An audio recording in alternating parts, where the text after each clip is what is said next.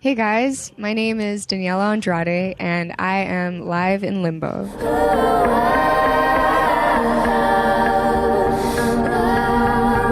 So feel it, the beat when it goes in, your eyes find it close, steady the pound. Hey there, folks. It's Katrina from Live in Limbo here with the incredible Daniela Andrade. Daniela, thank you so much for joining us today. Thanks so much for having me. So first off, I just want to say congratulations for selling out tonight's show. There's actually people outside right now lining up just for you. Thank you so much. Thanks. That's crazy. So I just want to start off by saying, when I was researching for this interview, I found your alter ego. So I don't know if you're aware of this, but there's another Daniela Andrade out there who's actually a intercollegiate soccer player based out of Florida. So are you aware of this person? Have you contacted this person, or is that person secretly you? It's definitely not secretly me. That's crazy. Yeah. What? So this is like a thing you can find on Google? Yeah. I found her senior year profile. I don't know if that's creepy or not, but apparently she's from Ecuador. She's an excellent soccer player. Wow. So I was wondering, do you have any sports skills yourself?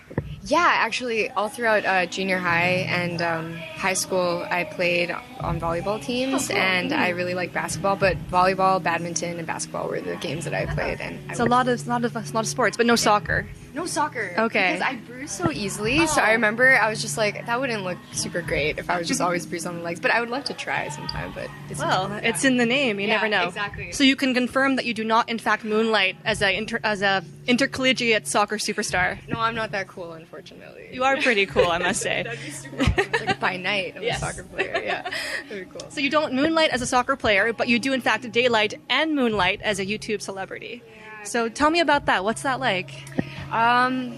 It's been a journey, and it's up there for everyone to see. Like, beginning to end, people can know how I progressed. Yeah. So it's really cool because it's a lot of transparency. Yes. And it's always direct contact with my fans. Mm-hmm. So I'm really excited for them to see tonight, specifically, because it's not like any show I think I've ever been to where there's like a screening of music videos and like showing like this new chapter, like all it's in one bang. You guys are going to see it all. So it's been a trip, but the most, I don't know what the right word is, but it feels like very cultivating. Like everyone feels like a community on YouTube. Yeah. So it's been more than I could ask for. It's been amazing. Yeah. Well, you've been doing it for, is it 7 years now? 7 years. That's absolutely crazy. Yeah. So I mean, it feels weird saying 7 years. Yeah. It's a long time to spend doing anything, but it's been great following you for the past 7 years and seeing you going from in your bedroom to shooting the videos there to something like your current EP where you have beautiful cinematography and the visuals are absolutely gorgeous, and seeing that transition is absolutely incredible. Thanks so much. So do you ever go back to the videos you filmed 7 years ago and see that progression, or are you a bit afraid to see what the changes are and afraid to be over-critiquing yourself? You know what? I've gone through like different phases where I can't watch my old videos, and then sometimes I want to remind myself, like, why did I begin to do this? So like going back to my old videos, it's very easy to like see in myself as a 15-year-old, like I was just doing it for fun, like it was just something that I didn't really know could turn into a career. And there's something really beautiful about that naivety. So I've gone back and watched sometimes. Most of the time I'm like, oh my gosh, I should have been probably wearing something different, but like it's cool. Awkward stages are the best. So yeah, I definitely go back and watch, but it's Thanks. It's nice to see that transition as well, to see how you've grown as an individual. Yeah. But back then you had no idea that this could turn into how big it is right now. Can you pinpoint a specific moment where you realized, you know what, this could be my life, this could be my career? Was there a time when you had that realization? Yeah, I think there was a moment where I started to get more emails that were a little more professional, and I was like a 17-year-old in high school, right? Being like, okay, so how do I manage school and like these business emails? So I reached out to my super good friend Jeff Kwok, and he was like just a friend of mine, and he used to be an accountant actually. And then when he said I'd quit my job to be your manager, I was like, wait, does that mean that you would want to like back me up in my career? And that's when things started to become more real, when he came in as like a videographer, photographer, manager, and I was just like, okay, I guess this is happening. There's two of us in this now. It's not just me that can back out. I'm kind of a little bit responsible for another person, and we're working together. So that's when it started to become really real. And then when my Creep cover on YouTube did well, that was kind of a surprise, but that kind of got a snowball effect going on my career, and it started to be a more sustainable thing. Like I can actually do this for a living, you know. So it was cool. Yeah. Well, it's good that you're surrounding yourself with great people, and I'm glad that's getting that point. Yeah, that's exactly it. I think for any career, you have to surround yourself with like positive people and that like believe in you and you believe in them and trust and stuff. Yeah. So when you're performing your songs, either on stage or on video, do you find it more intimidating to be playing your own song or to be playing someone else's cover? That's a hard question. I think both feel pretty. They both come from a pretty special spot because the covers that I do are definitely songs that I've enjoyed, have either influenced me or affected me at some point. So I really try to listen to the lyrics when I'm singing even another person's song when I'm doing a cover.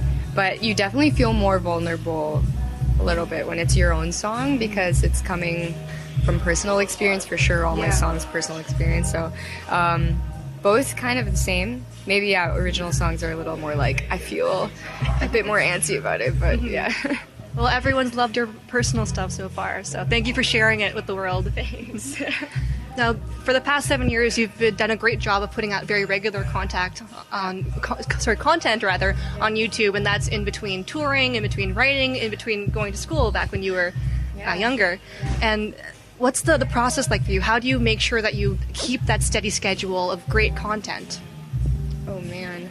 See, I wish I had a clear answer for this. We've gotten this question a couple times, and there is really no structure to how we do things, because sometimes I've posted, in my earlier days, I was posting every week or every 2 weeks, and then as things got busier, I wasn't able to, so I do it every month for sure. And I think that what matters is that something like sparks an idea in me, like either I hear a song and it sparks an idea in me, or I have an original that I'm really excited about and I post it up. So it's been a lot about feeling, like a gut feeling, like, okay, I really want to share this with my audience, you know. So there's been no real structure, but I kept it alive. Like I was just like, I want to continue to post things that I'm excited about on YouTube. So these next videos coming out are very much like that too, where it was like, I want to create this amazing content, like push myself a little bit further artistically and deliver something really strong. Oh yeah, so about the visual EP, what inspired you to go through that route and do a visual EP? Right, good question. So the director, Jeremy Comte, sent me a pitch for the second track on the EP, which is Sound, and the initial plan was to just release one music video, because that's typically what people do, right? Just release one video to push an album, or like 1 or 2, 3 singles, I'm not sure. But since it was an EP, I was like, okay, let's do one. He sent me his pitch for Sound, and I loved it so much. It was very like color driven, and I just couldn't get it out of my head that I dreamt with it. So what ended up happening is I started doing the track listing for the EP. The songs were already mixed and everything and produced by incredible Gab Gagnon. He was my producer on the EP. And I thought, what if we turn this into 4 videos with the color theme? But let's talk about the fall out of love. And like this way that the track listing worked out was that it went from really hopeful to like broken and then like hope again. So it's like this cycle. And I wrote a Google Doc, and I just like talked about what each lyric meant to me, and then different stages of love that I'd kind of felt, and I put some gifs and like some inspiration I'd found just online, sent it to the director, Jeremy Comte, and I was like, would it be absolutely crazy to do 4 videos? And since he's like a pretty crazy creative, a genius, he was just like, let's do it. So that's how that came about. It was really natural and organic. It's like from his pitch, I got an idea, and then I threw it out at him, and then he was super down. So it was cool, yeah. I love that idea of the Google Doc and how you got all the gifts on there. Yeah. I guess in some ways you started on the internet. I love how you're continuing to use the internet and continue to use Google products in creative ways. Exactly. So that's great. Nothing like that share button when you're just like, let me share this document. It's so efficient. And I find a lot of times I'll watch a music video and I think, okay, this has nothing to do with the video and the content and the lyrics itself, and how you dissected every lyric and really thought about it to that extent. Yeah. I'm really excited to see the videos tonight and see how the correlation between the lyrics and the visuals work together. I'm so excited for you guys. I think it like they did Jeremy Comte and the creative team from Pusher Studios in Montreal, 7 Sam. They did a great job listening to the lyrics, listening to the timing, and like tying it all together. I can't imagine the songs without the videos now, you know. So that's why I'm super excited. And I guess that's what makes a true visual EP, that they're so integrated to each other. They're completely linked now. So it's really cool. Yeah. So when you perform them live, I know tonight rather, you are showing us the videos, but because you were saying that they're so tied to each other, when you perform them live in the future, will you be using snippets of the video or the color imagery, or how do you plan to present them after tonight? That's a good question. So for now, it's with the live band, and we're just doing a regular light show. But we would love to integrate more of the color theme, because it's red and blue. So that'll be played with tonight a little bit. But yeah, as far as visuals, I think we wanted to get some cinemagraphs looping, but not in time for this show. But yes, I know. Yes, I know. I will. I definitely will. But yeah, that right now I'm doing with a band, like live performing the songs, and it's fun. It's the first time I'm ever playing with a band tonight. Yeah. First time, yeah. So what was the process of finding the band and figuring out who you'd play with for tonight? Well, I'm really lucky that Joseph Marchand, the guitar player that actually played on my record, is playing tonight, and Gab Gagnon, the guy that produced my record, is playing on keys and bass. Oh, wow, yeah. So he's here tonight, and then Benji on the drums. He was going to be on my record. In a timely fashion, he broke his arm right when I was recording. But I'm so happy to have him here, because he's an amazing jazz drummer and just super good. So basically, people that knew my record are playing tonight. So when we were in rehearsal, it was pretty natural and it was cool. Yeah. That's great that you have that organic feel, I guess, towards each other, because you're familiar with each other's music and familiar with the music itself. Exactly. Yeah. It all came together really nicely. So I know recently you had a video with Shakira. So tell me about that. I heard you flew over to see her over there. Yeah. So what kind of a whirlwind adventure was that like for you? Yeah, that was like 48 hours of my life that I'll never forget. But she was releasing a new app called Love Rocks. She collaborated with Rovio. They made Angry Birds. Yeah. And so she wanted to bring out influencers. So she picked 5 influencers from around the world. So it was me from Canada, a girl from Ireland, Mexico, LA, Vancouver, and we just got to basically chill. Like, we were looking at the schedule, and she planned out this whole tour for us around Barcelona. We got to eat at great places, and then at the end of the trip, we got to meet her and make a video with her, and then attend the soft launch of the app, which she attended as well with her beautiful husband. And that was a crazy experience. So I was told, you're gonna get to film a video with Shakira, and I was like, okay, cool. And then they were like, you can do whatever you want. And I was like, I didn't bring my guitar. And I was like, I was like, can someone get me a guitar? So then we were at lunch the day that I was meeting her. They were like, we think she'd be comfortable with it. We're going to talk to her people and see if it's okay. So I arrived in there, and I had literally 15 minutes to like do this. And then I was like, okay, Shakira, super cool. You're like, you know, basically the Beyonce of the Hispanic, people. My parents freaked out when I told them, and I was just like, I'm gonna do a cover of your song, and then you can just sit there and not give a single, care about what's going on. And she was like, that's hilarious. Let's do it. So then we did this skit. Yeah. And she was super down. Yeah. And she's also this tiny, tiny human being, which I felt like so massive next to her, but she was really kind, really receptive. And then after I did my cover, she was like, I actually really like that. I was like, oh my God. I was floored.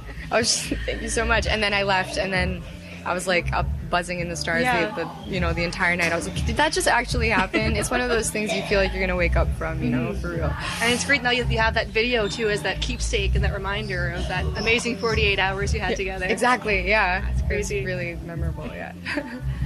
So you've collaborated with Shakira. Is there anybody else out there that's on your bucket list of someone you would love to work with, whether writing a song, performing together, or doing a video cameo? Oh my gosh. Living or dead, just to make it even more complicated. Okay, well, since I'm, in Toronto and Montreal right now, I really love to one day collaborate with Metric. I really love Metric. I love Patrick Watson, too. And I've just been listening to a disgusting amount of them lately, so... I don't think there's such a thing as disgusting amounts of Metric and Patrick Watson. Yeah, that's so true. Yeah, just all the time. I've been, putting them on lately, so... Right now, they're the first ones. I mean, when I opened for Paolo Nutini at Sound Academy, that was a dream come true. So that was one thing I was like, okay, check off the bucket list that didn't exist until right now. So yeah, Yeah, that's how that works. Well, you've been doing a great job at checking off those bucket list items so far. So I hope so. Keep up the good work. Thank you. You're so kind. You're so great. So your voice is absolutely mesmerizing, and you have this great ambiance to your performances. I was wondering, I know you listen to a wide variety of music, and do you ever play around and try to do some rapping or attempt some screamo or some more aggressive stuff? And just in your spare time, what's that like? Exactly. I do try to do screamo, definitely. Really? No. I want to hear that. Are we going to do it tonight? I wish. I want to hear that. Oh my god. No, but I've done some covers on YouTube that are like rapping, and that's something that my manager pushed me to do. He was like, you actually sound really good in your rap. I was like, okay, let's give it a try, you know? Yeah. So I'm really down to try all this stuff, and a lot of my background from singing was from choir and gospel choir. So I love R&B actually more than I think people know, because I'm kind of shy, because R&B is all about like attitude, you know? And you don't really let out that sass. I mean, me personally, maybe other girls do, but you know, like the whole like singing in the hairbrush privately in your room kind of thing, when you actually let out that kind of, you know, the fearlessness, intense vocal gymnastics exactly. and sassiness. Yeah, and you're in front of the mirror. formation snaps and stuff. The whole like sing like no one's watching. That's when I bring out the R&B. So it's like something that I would definitely be down to try. Today with the band, it's different. It's a different dynamic completely. So I'm excited to try it out and like see. It's been super good so far. So it's a different side of me for sure, because it's like not really with my guitar. It's like with this band that's creating the music, and then I'm just the front vocalist. So it's cool. So is the screamo cover coming up next? Can we expect that? Maybe. Who knows? Who knows? Something different, something new. Exactly. You know? Yeah. Okay, so one last question for you, Daniela. So I know you're originally from Edmonton, but you're spending a lot of time in Toronto right now. Are you living in Toronto right now? Yeah, so I was actually born in Montreal, and then grew up in Edmonton, Alberta, moved to Toronto for, you know, music and everything, ended up recording my EP and working on the videos with the team in Montreal. Yeah. Ended up loving Montreal deeply, and then moved to Montreal. My manager is still in Toronto, so I'm literally in Toronto and Montreal just all the time. Like if it's not Montreal, it's Toronto that I'm at every week or so. I'm always back and forth. So I spend an equal amount of time in both cities, and it's so great to like be in both, you know? It's like Toronto has a really nice pace about it, and Montreal has like super laid back, relaxed, Eurocentric kind of flair. So it's cool. Yeah, I love it. So recently, Toronto has created a music development office. I know they're trying to push it as more of a music city. Yeah. So what do you think needs to be done for it to become a music city for real? I fully feel like Toronto is an amazing music city. I think in Canada in general, there just has to be more belief that like we can be broken into the international scene, you know? Like, so the fact that they're developing more offices and trying to foster more musicians here and like encourage that music scene is, I think it's just exponential from here on in. I mean, we have great stuff going on here in Toronto, and you can't stop having belief and like giving up on the musicians here, you know? So it's really exciting. The government here is amazing, like with the grants and like all the support, and I just wanted to keep going because I think like more and more amazing talent is going to keep coming out of Canada, especially the East Coast. Well, thank you so much for taking the time today, Daniela. I, for one, am so excited for tonight. Congratulations on everything, and tonight's sold-out audience is in for a treat for sure. Thanks so much. Thanks. Thanks, guys. This is Daniela Andrade, and we can't wait to hear what she has to play tonight. Thanks, guys.